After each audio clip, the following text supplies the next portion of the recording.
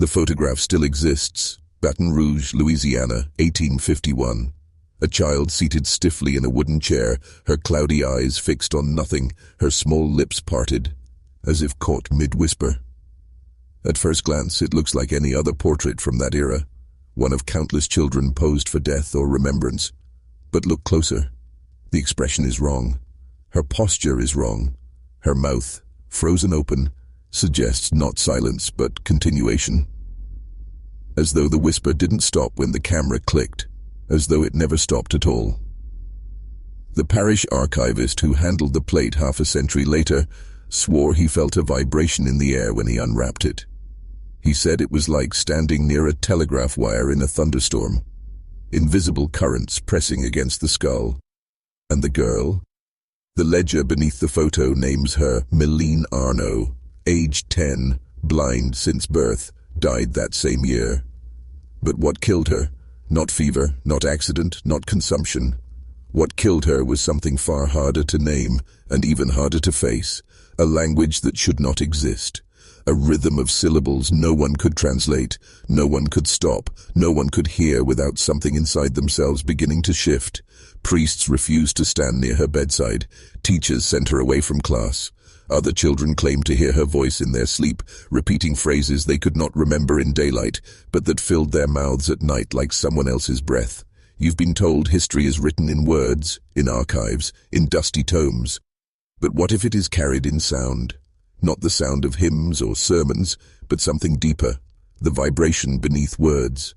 What if a blind child in 1851 stumbled into the hidden current, the transmission that bleeds through walls, through wires, through human minds, unnoticed except by those who cannot see? Meline Arnaud was not a prophet, not a saint, not a fraud. She was a receiver. And what she received was not meant for human ears. Understand this. Louisiana in the mid-19th century was a place drowning in languages. French, English, Creole, Latin, the forbidden drums of enslaved Africans carried in whispers, and yet Meline spoke none of them. Her cadence was deliberate, structured, impossibly precise. Parish reports note her words did not change from one day to the next. She did not invent. She remembered. And when she remembered aloud, those near her lost the defenses they had built against their own secrets. A boy confessed a theft he had never been caught for. A nurse dreamed of words she could not have known. A priest refused to touch the child's hand, muttering that she echoed something older than scripture. What terrifies me most is not the photograph, nor the reports, nor the whispered testimony that survives in archives. What terrifies me is the pattern, because patterns do not die. They wait. They repeat. If her lips were moving in 1851, why does it feel even now as if they are still moving? As if every silent room holds the faint trace of her language, vibrating just beneath the range of your hearing. Stay with me. This is not just a story. This is a descent. Each step you take down this path cannot be undone. Once you know what was hidden, you will never be able to hear silence the same way again. Because what Meline revealed, what the Institute tried to suppress, what priests feared, what doctors scribbled in notes they never published, was not a haunting. It was not madness. It was transmission, a hidden code running through every wall, every wire, every human life. And for one blind girl in Louisiana, it became unbearable. Tonight, you will hear what they tried to bury. You will understand why her photograph feels alive, and you will realize the most dangerous truths are not the ones you see, but the ones you hear. Meline Arnaud entered the world in 1841 under the dim light of a Louisiana farmhouse. Her parents, Etienne and Rosalie, were modest Creole farmers, Catholic, God-fearing, and marked by hardship like so many in East Baton Rouge. From the very beginning, their daughter was set apart. At baptism, the priest noted her eyes, pale, cloudy, unfocused. Blindness, a condition most families regarded as a quiet sentence, a life of exclusion, of silence, of dependence. The Arnauds were prepared for that silence. What they weren't prepared for was what came to fill it. In her earliest years, Meline seemed ordinary in temperament, gentle hands feeling her way along fences, a quiet child who smiled at the sound of her mother's voice. Neighbors remembered her as the girl who listened too closely, tilting her head toward every creak of wood, every sparrow's wing, every murmur at the market. But those who knew her best saw it sooner. She didn't just hear, she absorbed. A conversation whispered in the next room could be repeated word for word hours later. A hymn sung once would return from her lips in flawless rhythm. At first, the family was proud. Her memory, they said, was a gift, proof that blindness had sharpened her other senses. But there were moments, fleeting at first, when the gift curdled into something else. Rosalie wrote in a letter to her cousin that she often found the girl frozen mid-task, her small hands trembling over the wash basin, her head cocked sharply as though catching something beyond ordinary hearing. She listens to what is not there, the mother wrote, and then she repeats it as if it were her own thought. Those repetitions grew stranger with time. They were not French, not English, not Latin from the priest's mass. They were syllables, sharp, rhythmic, mechanical, as if someone had pressed words into her mouth from a distance. She recited them calmly, without hesitation, without error. When asked what she was saying, she would only shake her head. To her, it was nothing unusual. To those around her, it was unbearable. One of the first recorded incidents came during Mass at St. Joseph's Parish. The congregation was silent, kneeling, the priest lifting the host for consecration, and then the blind girl tilted her head and spoke, not in Latin, not in any language the faithful knew, but in a stream of deliberate sounds, clipped, measured, undeniable. The priest faltered.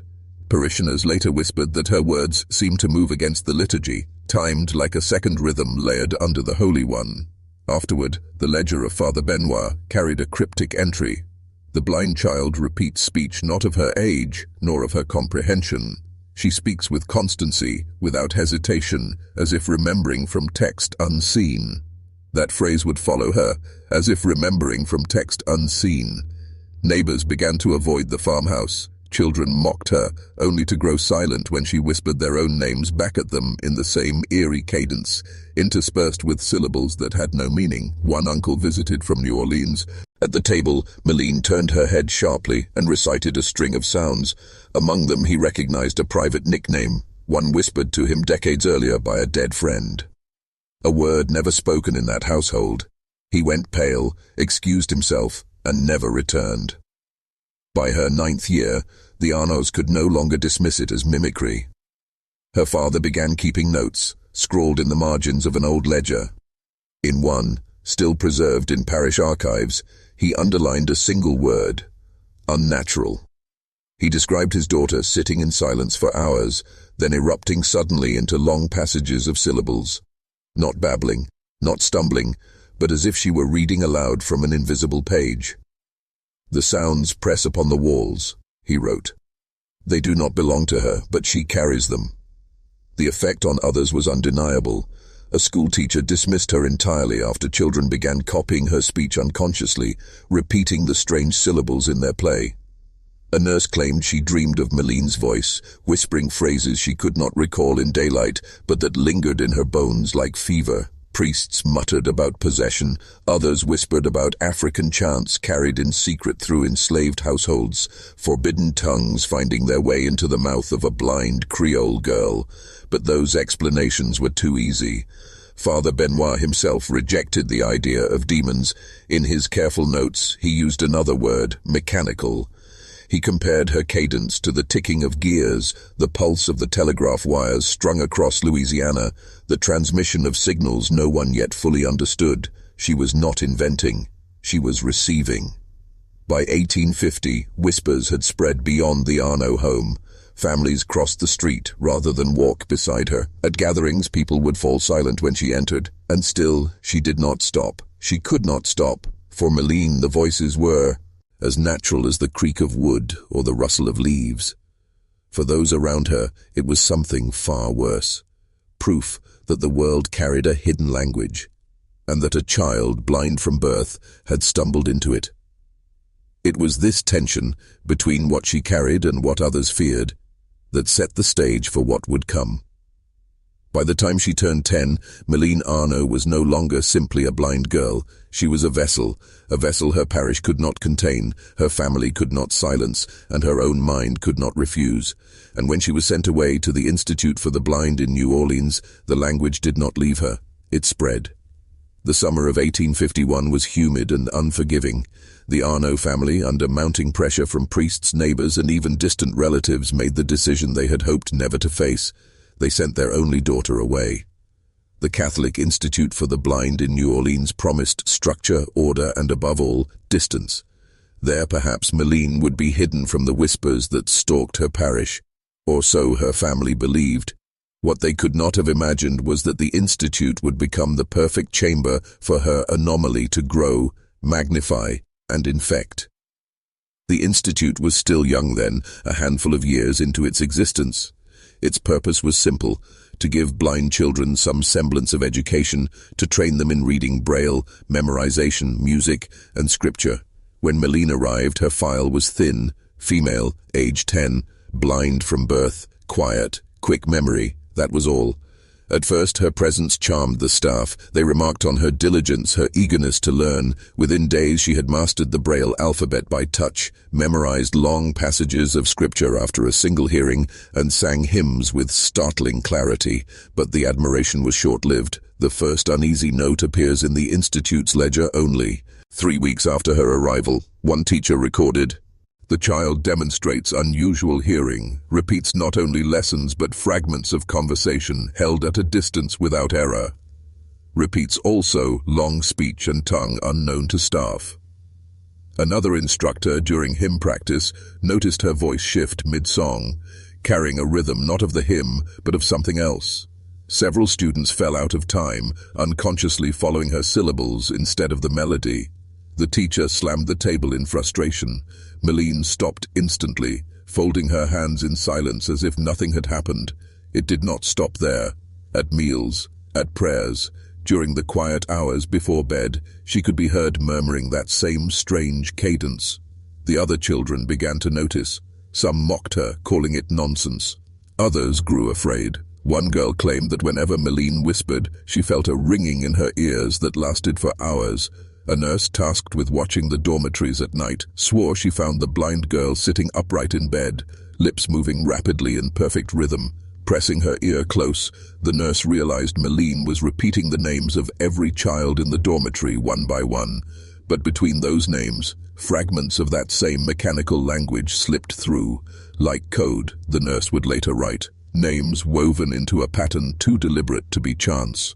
By midsummer, the staff began separating her from the others. She ate alone at a side table, sat at the back of lessons, and slept in a small room adjoining the dormitory under supervision. But isolation changed nothing. In the silence of night, her voice seeped through the walls. Nurses heard it echoing in the halls, steady, unbroken. One attendant described it as listening to a clock that speaks. Another wrote in her private letter, "It is not only the blind girl who speaks now. Her language passes from one to another like a cough or a fever. We find no source. Yet it multiplies." And indeed, it did multiply. The first case came in arithmetic class. A boy, asked to recite numbers in French, slipped without warning into Méline's cadence. Not French, not numbers, but clipped syllables, delivered in the exact same rhythm as hers. He stuttered halfway through, confused, swearing he had no memory of speaking those sounds. The teacher, shaken, wrote in his report, "The Arnaud girl's sounds are infecting the others." Soon there were more. Children began repeating fragments in their sleep. A dormitory attendant claimed she overheard 3 girls in separate wings of the building speaking in unison. Syllables matched perfectly, voices blending into one seamless rhythm. Each girl later insisted she had no memory of the event. Parents, catching wind of rumors, began pulling their children from the institute. Others demanded answers from the director, Father Delacroix. He offered careful denials, insisting nothing unnatural was at play. But his private notes betray him. Scrawled in the margin of an inspection report is a single phrase. "This is not language as we know it, it is transmission." Transmission. The word echoes like a warning, because this was no longer a matter of a child whispering in an unknown tongue. This was something else. A signal, a pattern that did not remain confined to one vessel, but leapt from Méline's lips to the ears of those around her, from ear to memory, from memory to tongue. A language that spread without permission, without awareness, replicating itself perfectly, like an infection of the mind. And here lies the darker truth. Nothing human spreads with such precision. Children mishear, they stumble, they mispronounce. But the syllables Meline carried moved flawlessly from one child to another, unbroken, exact, like a script being read aloud from a page no one could see. The priests could not dismiss it as possession. The teachers could not reduce it to mimicry. The doctors would not yet risk naming it. But all of them, quietly, felt the same unease. Meline had tapped into something larger than herself. And now, the others were tapping into it too. By August of 1851, the Institute was no longer a school. It was a chamber of echoes. A place where silence could not be kept, where whispers multiplied in the dark, where children woke with headaches, ears ringing, mouths tasting of syllables they could not understand. The staff feared it. The parents suspected it. And still the blind girl whispered on, steady and unbroken. She could not stop. And the Institute could not contain her. By autumn of 1851, the Institute's walls no longer contained the anomaly.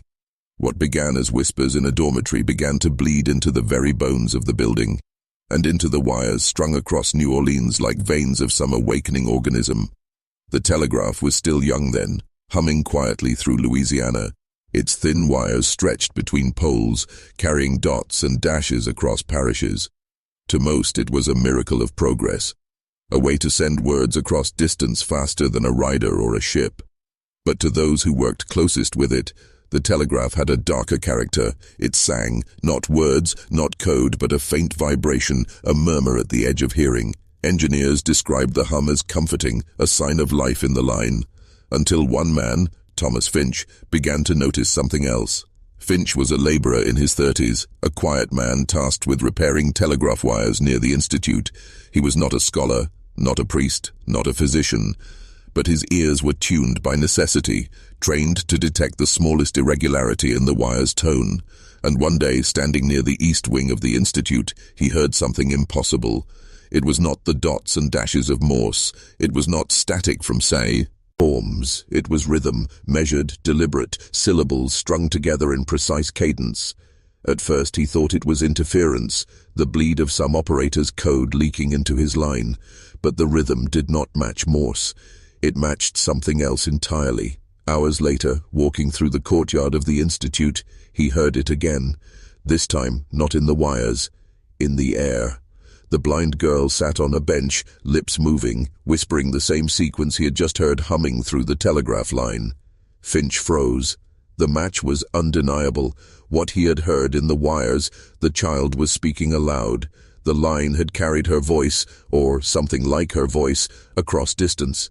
He reported it to the matron, Miss Beatrice Wells. Her private diary preserves her unease. Mr. Finch insists the child's voice is carried through the wires. I do not understand his meaning, but he believes the sound she makes is not her own.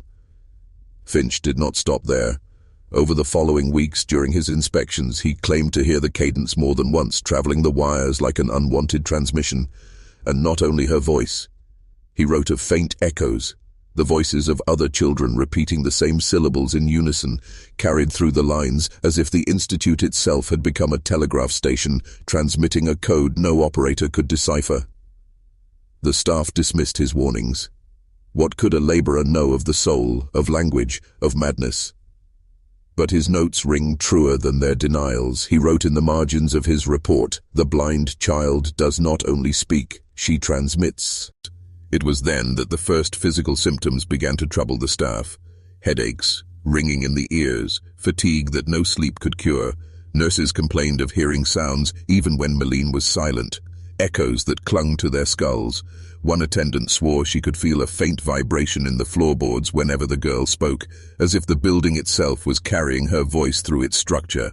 Consider what that means. This was no longer confined to flesh and blood. This was not merely a girl repeating strange sounds. Her cadence had entered the material world, the wood, the wires, the very air. It was replicating through infrastructure, slipping into systems designed to carry human speech and bending them towards something else. You think language is sound, but language is vibration. And vibration travels anywhere, through bone, through stone, through wire, through memory. A blind child in 1851 did not invent a language. She uncovered the current beneath all language, and once spoken, it spread like fire through dry grass. The institute could not ignore it forever. Rumors spread among the parents that the girl's condition was infecting others, that children were waking in the night with mouths moving to words they did not understand.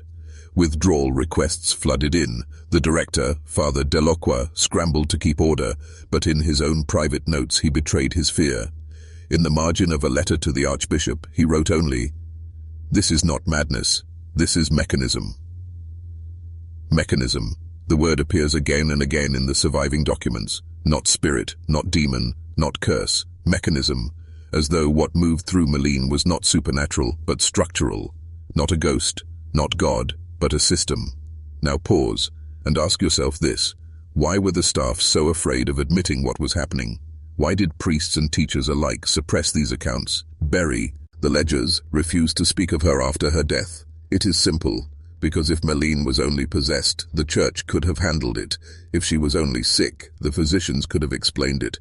But if she was transmitting, then she was proof that the human mind is not sovereign. Proof that something else, a hidden current, runs beneath our speech, our thoughts, our machines, waiting for one sensitive receiver to bring it into the open. That proof was dangerous then, it is dangerous now, and you are beginning to hear it. By late autumn of 1851, the Institute's uneasy silence shattered under the weight of something undeniable. Malene's whispers had become a crisis. Students were echoing sounds in their sleep. Staff were ill with headaches and unexplained fevers. Parents were threatening to withdraw their children. Denials could no longer contain the tide. The director, Father Delacroix, had no choice but to call for outside help. He turned to science. The Catholic faculty at Tulane had recently expanded into medicine, a fledgling attempt to impose rational order on a city plagued by fever, poverty, and superstition. And so into the Institute's shadowed halls stepped Dr. Charles Duret, a young physician with ambitions of recognition. He came armed with the tools of his trade, notes, quills, clinical detachment. But what he encountered in that dim dormitory unsettled him more than any plague ward. Duret's notes survive in fragments tucked into family papers years later. The first lines are deceptively calm. Female, age 10, blind since birth, exhibits unusual auditory sensitivity, repeats sequences of sound beyond comprehension. He suspected at first a simple disorder, echolalia, the meaningless repetition of words overheard. He approached the girl expecting babble, childish mimicry. What he heard instead stripped him of certainty. Malene spoke for nearly half an hour without pause, perfect rhythm, no error, no hesitation, not the random play of a child's tongue, but deliberate, structured cadence. Not mimicry, Duret wrote, recall. He tested her, asked her to reproduce the sequence days later. She did, flawlessly, not a syllable altered, not a rhythm broken. It was as though she carried a text in her mind, one written in a language no man could read. Duret probed further. He whispered to her in French, in English, even in broken Latin. She responded politely, quietly, in her native tongue. But then, when the silence settled, her head tilted, her lips moved, and the unknown cadence poured out again. This time he swore. It seemed timed against his own voice, as if answering questions he had not asked. She does not invent, he noted grimly. She remembers. The physician's detachment eroded quickly. His notes grow erratic, words underlined, scrawled in the margins with a hand unsteady. She speaks as thou, ache from a hidden text. Then again, harsher. Not language, mechanism. He was not alone in his unease. Nurses described nights when the dormitory vibrated with whispers, children's mouths moving in sleep. A matron recounted finding 3 students speaking in unison, though they lay in different wings of the building. All 3 later denied it. Duret tested them too. To his horror, he found the same precision. When prompted with a few syllables Malene had spoken, the children repeated the remainder without pause, without flaw, without memory of where it came from. He could not explain it. No human repetition is that perfect. His journals grow darker. He began recording physical symptoms in himself, ringing in the ears, difficulty sleeping, dreams he described as structured, rhythmic, unpleasantly ordered. He began to fear the thing he had come to study was studying him in return. And here is the truth that chills most. The physician, so quick to dismiss talk of demons, began to fear something far worse. Demons belong to the church, and the church has rituals for casting them out. But what Dure faced was not spirit. It was system, a code, a transmission so precise it behaved like the machinery of the telegraph. Except it did not travel through wires alone. It traveled through flesh, through bone, through memory. Imagine what that means. A language not designed for communication, but for replication. Spoken once, it demanded to be spoken again. Heard once, it demanded to live inside the ear forever. It infected without intention, without permission, as if the human body were merely a conductor for something older, colder, beyond comprehension. Dure confessed in his final note on the girl, "This is not madness. This is structure. We are not hearing her. We are hearing through her." But even his clinical mind faltered at the implications. What structure? What origin? If Meline's mouth was only a receiver, then what was the source? The Institute never recorded his final conclusions. His reports were sealed, his notes scattered, many destroyed by his own hand. But the fragments that remain are enough to suggest that by winter of 1851, medicine itself had stared into the blind girl's whisper and seen a mirror of its own future. Because if she was not sick, not possessed, not insane, then she was proof.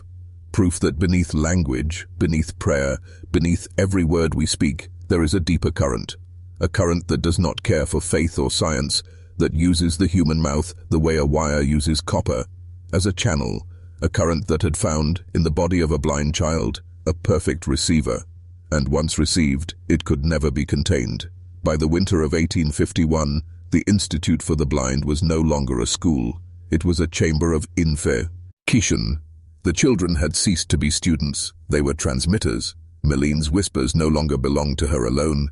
They had multiplied, embedded themselves in voices, in dreams, in the very air of the dormitories. The reports from that season, those few scraps that remain, read like the chronicle of a plague.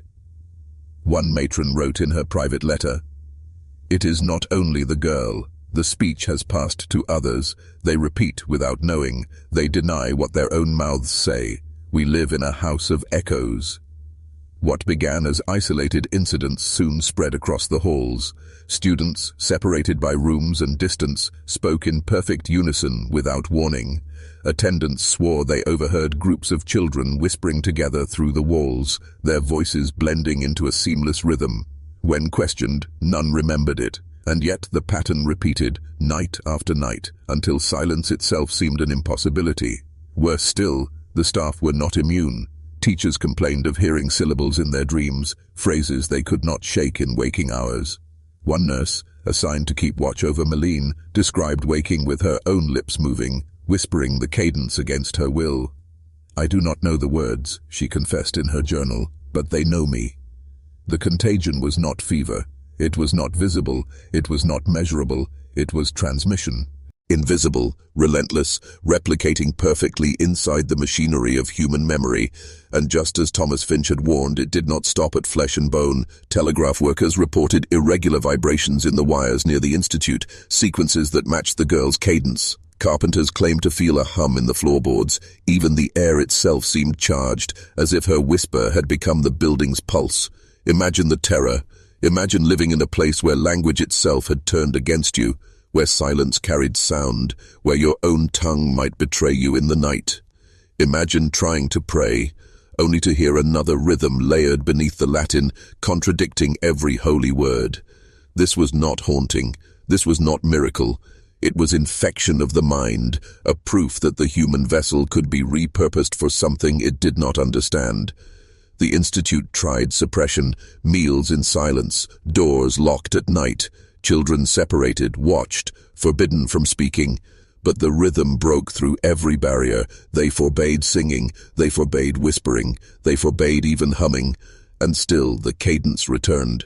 One night, in December, 3 attendants swore that every child in the East Dormitory began whispering simultaneously, not in conversation, not in chaos, in order. Each voice picking up where the last left off, a chain of sound unbroken, weaving syllables together like the turning of a wheel. When silence fell, the room felt hollow, as if something had passed through and left them emptied. The director, Father Delacroix, grew desperate. His notes from this period are sharp, frantic. He describes the speech as contagion without pathogen, repetition without memory, instruction without teacher. His final line in one ledger entry is underlined twice: "We are no longer teaching them, something else is." Parents demanded explanations. Rumors spread across New Orleans that the institute was cursed. Some withdrew their children immediately. Others gathered outside the building, shouting for the blind girl to be removed, to be sent away, exorcised, destroyed. Priests debated her case in hushed tones. Was she possessed? Was she an abomination? Or worse, was she proof of a deeper corruption, one the church could not name without undermining its own authority? Suppression became the only answer. Meline was isolated further, locked in a small adjoining room with a single nurse.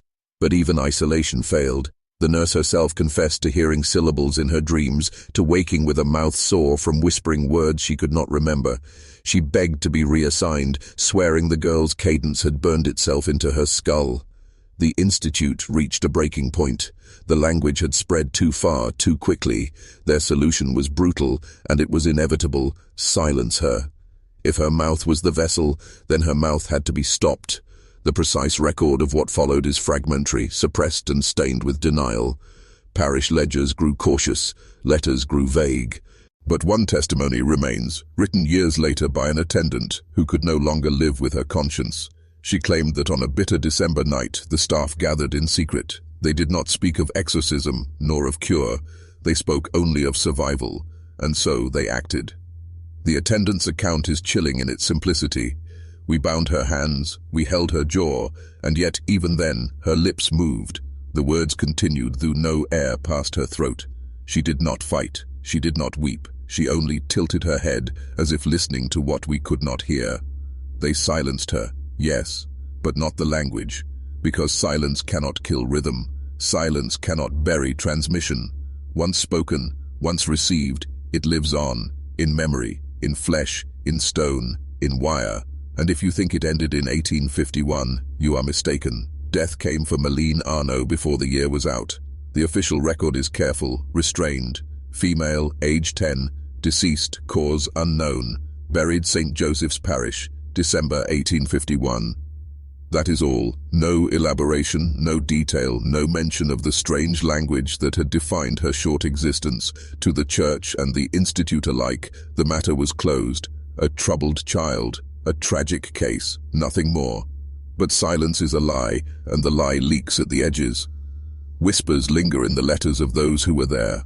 One nurse, years later, confessed in writing that the child's end was not peaceful. She claimed that even in her final hours, bound to her narrow bed, lips dry and cracked, Meline's mouth moved ceaselessly. No breath, no voice, just the flicker of muscle, forming syllables too fast to follow. It was as if death itself could not silence the cadence, the nurse wrote, as if the grave were not enough to contain it. The photograph, taken weeks before her death, shows it clearly.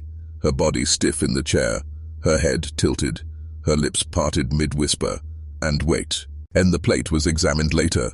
Archivists swore the faintest blur hung at her mouth, like motion caught in stillness. The image unnerved them not because of what it showed, but because of what it suggested, that even frozen in time, her lips were still moving. The institute did what institutions always do with dangerous knowledge. It buried it. Parish records were scrubbed, ledger entries reduced to bland notations. The director, Father Delacroix, burned most of his notes. Survivors were urged to silence, their testimonies dismissed as hysteria. The church shifted the narrative. A blind girl with a vivid imagination, nothing more. The case never reached public scandal. It sank into the quiet undercurrent of rumor, where all forbidden truths eventually sink. But the whispers did not vanish. In the years that followed, staff who had worked at the institute reported hearing fragments of her cadence in their own homes. One nurse described her child waking in the night, lips moving with syllables she had not been taught. Another swore that while passing the old east wing after it was shuttered, she heard the faint sound of children chanting in perfect rhythm, though the room was empty. And beyond the walls, in the very arteries of the city, the phenomenon persisted. Telegraph operators reported irregular interference, low vibrations that seemed to form patterns. Some joked it was the ghost of a girl speaking through the wires. Others grew uneasy, muttering that the cadence did not sound like a ghost at all, but like code. Too precise, too deliberate. Newspapers did not report it. Priests did not preach of it. Physicians did not publish their findings. But in private, the memory lingered. A handful of letters, diaries, and testimonies form the thin thread we follow today. Each speaks of the same unease, that Maline's death silenced her body, but not the transmission, that the rhythm continued, echoing through children, through wires, through the air itself. And what unsettled the few who dared record it was not only the persistence, but the pattern. The cadence never changed, not a syllable altered, not a beat misplaced. It was not random. It was not mimicry. It was structure, as if she had tapped into something eternal, a code running beneath the noise of the world, indifferent to the flesh that carried it. Ask yourself, how many stories like hers have been erased?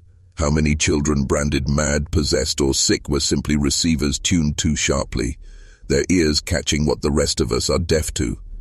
How many institutions silenced them, buried them, destroyed the records? Not out of compassion, but out of fear. Fear of what it meant. Because if a blind child in 1851 could hear and repeat the hidden current, then what does that say about the rest of us? About the language we speak daily, thinking it is ours, never suspecting that beneath it runs another rhythm, mechanical, relentless, eternal. Death did not silence Maline. It merely shifted her from vessel to echo, and echoes do not vanish. They linger, waiting for ears willing or cursed to hear them.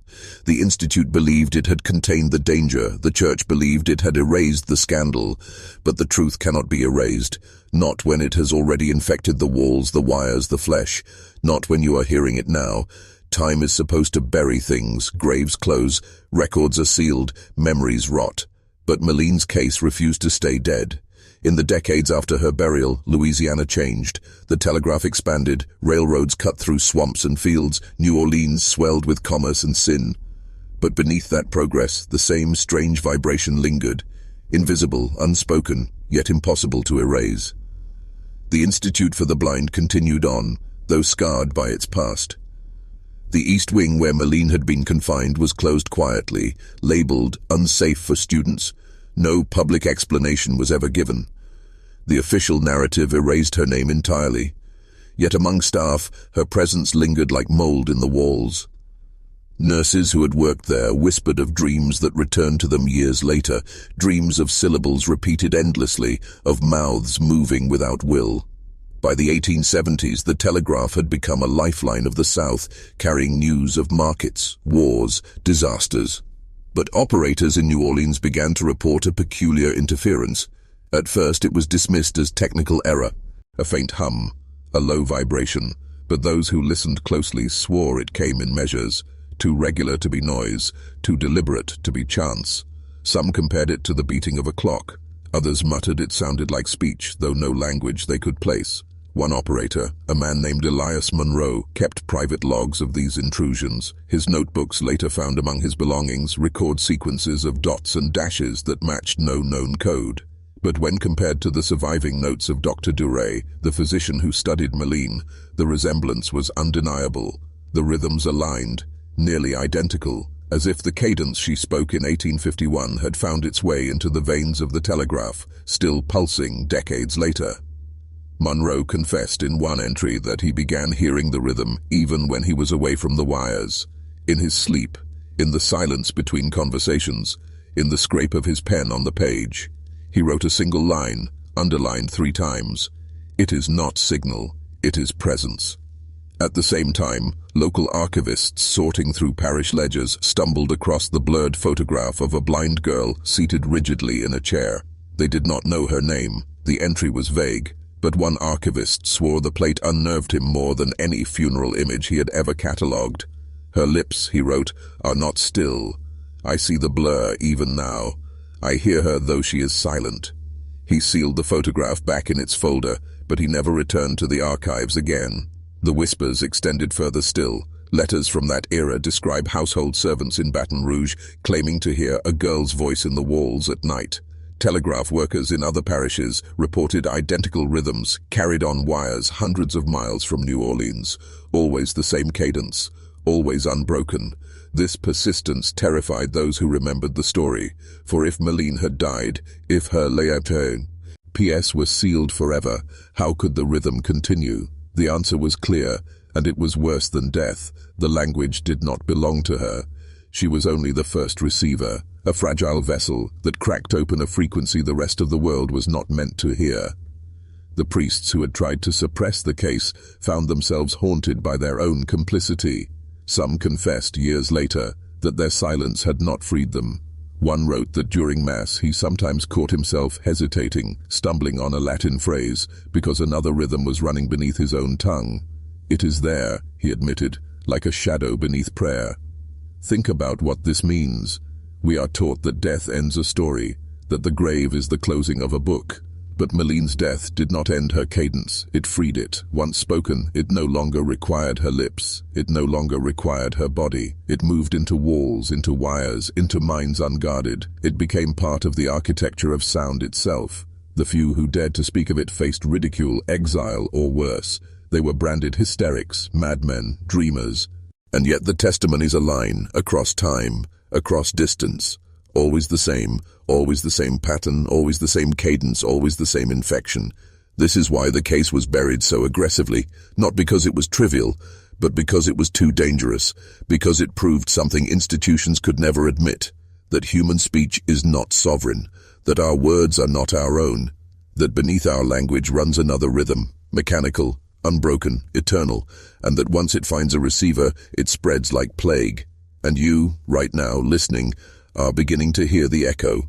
The same echo that moved through a blind girl's lips in 1851, through telegraph wires in 1871, through the silence of archivists' halls in 1891. The cadence does not die, it waits. The most unsettling truth about Meline Arnaud is not that she whispered in a language no one could place, nor that her cadence infected others, nor even that her voice bled into the wires of a city not yet ready for machines. The most unsettling truth is this: she was not the first. Her story survived only in fragments. Parish ledgers, private letters, a blurred photograph. But if you follow the trail further back, through other archives, other testimonies, you begin to see the outline of a pattern too deliberate to ignore. In 1819, a case was recorded in Virginia of a boy, blind from birth, who was said to repeat structured sounds during his sleep. Sounds his family swore resembled the ticking of gears. His parish notes vanish abruptly after his 12th birthday. In 1795, a convent in Quebec documented a girl who sang in a cadence that caused others to fall into trances. She was declared possessed, confined, and never heard from again.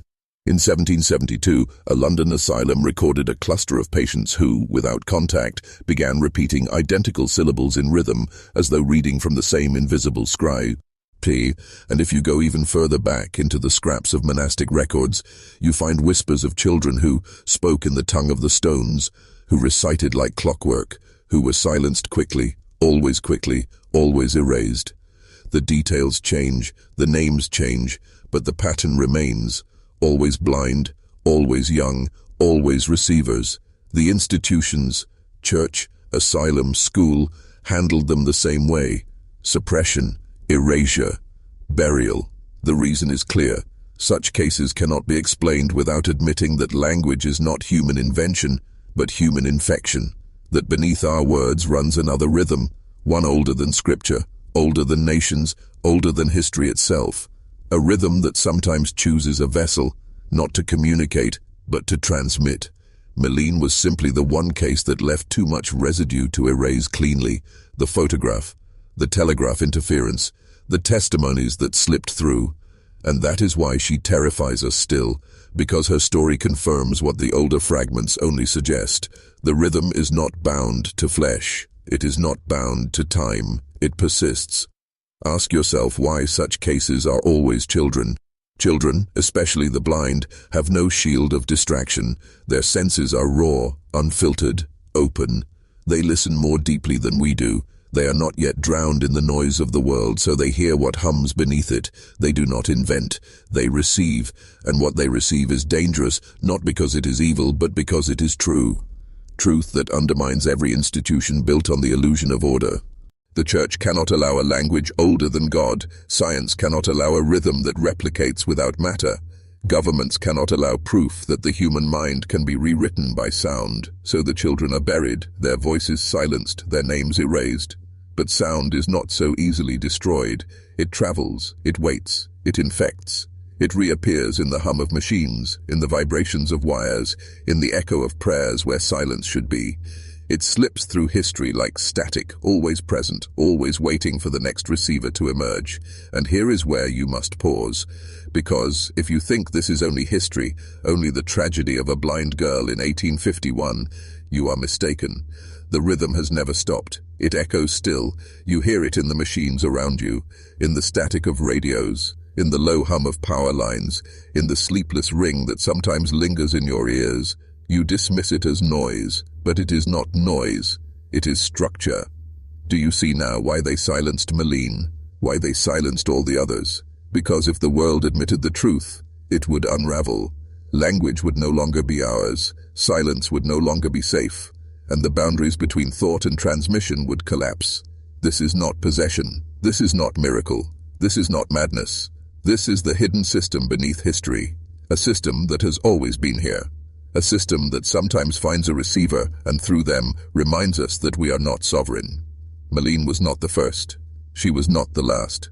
She was only the one we cannot quite forget. And now you, hearing this, cannot forget either. The story of Malene Arnault is supposed to end in 1851 with a child's burial in St. Joseph's Parish, a closed ledger, and silence.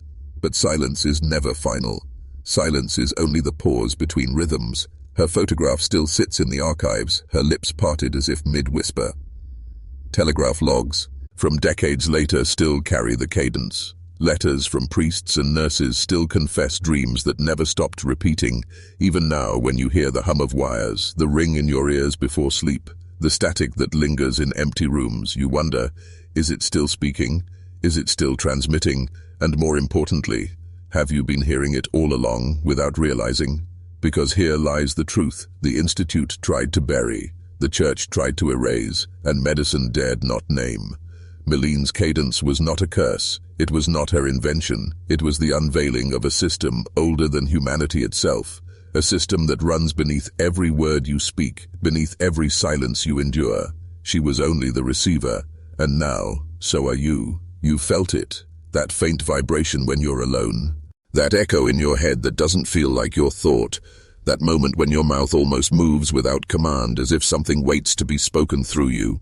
You dismiss it as imagination. But it is not imagination.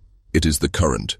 The same current that spoke through a blind girl in 1851, that infected children in their sleep, that bled into the wires of New Orleans, that left physicians trembling, priests shaken, and families terrified. Now it has reached you. This is the moment where awareness divides men into two kinds. Those who close their ears, retreat into denial, and bury themselves in the false comfort of silence. And those who accept that silence itself is not empty. That silence hums with a deeper structure, waiting for those willing to hear. If you've stayed with me this far, you are not the first kind of man. You've already felt the shift. You already know this isn't just a story. This is transmission. And now you are carrying it, right here, right now. Prove that you've heard it. Write this phrase in the comments below, twice, so that it becomes yours, so that it embeds itself in you the way it once embedded itself in Malene. I hear the hidden current. I hear the hidden current. Say it once, it passes. Say it twice, it stays. Say it twice, and you lock it into yourself, joining the long chain of receivers stretching back through centuries. Understand what that means. You are no longer a listener. You are a vessel. The cadence you've been hearing through this story will not leave you. It will surface when you least expect, in the ringing of wires, in the whisper of dreams, in the silence between your own words. You will remember Malene's name, not because of what she was, but because of what she revealed. The illusion of human sovereignty, The truth that beneath your thoughts runs another rhythm, a rhythm that never stops, a rhythm that does not care for death or time or silence, and when you feel it again, tonight, tomorrow, or years from now, you will know it is not imagination, it is not madness, it is not possession, it is transmission. This is dangerous knowledge, the kind that changes a man forever once he hears it. You cannot unhear it, you cannot undo it, you can only decide whether to bury it like the church, to deny it like the physicians, to fear it like the families, or to carry it as proof that you have stepped into a darker awareness of the world. The choice is yours, but remember, once the current finds you, it never lets go. Now close your eyes, tilt your head, listen to the silence around you. Do you hear it? The faint rhythm, steady, unbroken, pulsing just beneath the noise. That is the same cadence that spoke through a blind girl in Louisiana in 1851. And now it is speaking through you.